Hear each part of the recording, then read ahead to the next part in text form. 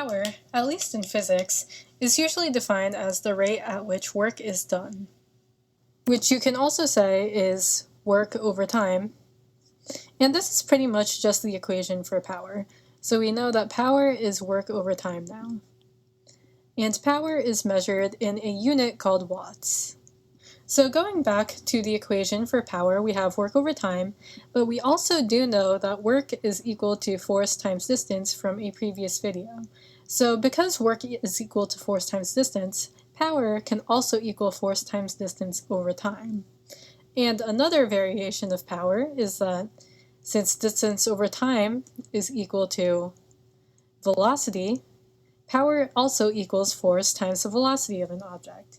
So clearly there are many different variations of the power equation, and depending on the situation of the problem and the variables that you're given, you can probably manipulate the power equation to some form where you can actually solve for one of the variables. So a very common example of this that you can actually try on your own is measuring the time it takes for you to go up a flight of stairs. So what you have to do is basically measure the vertical distance of the stairs.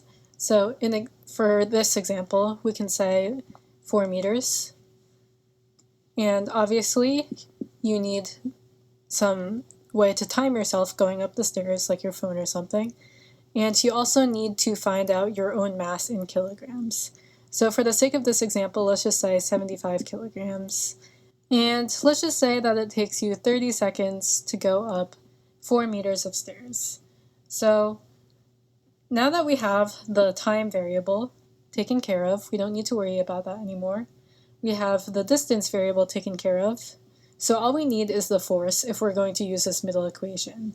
So to find the force, you're basically just going to take the mass, or your mass, and multiply that by little g, which is the acceleration caused due to gravity.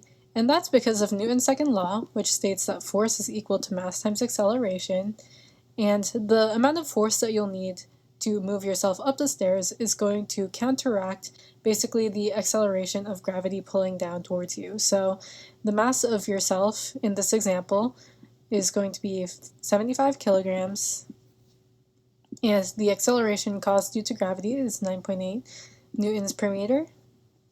And if you multiply those two, we get 75 times 9.8, which is 735. So our force in this example is 735 newtons, and now we can plug it into our power equation. So force, which is 735 newtons, times distance, which we said was 4 meters, over time, which in our example was 30 seconds. And now we can multiply and divide, so 735 times 4 over 30 gives us 98 watts. So your power for going up the stairs in this example is going to be 98 watts.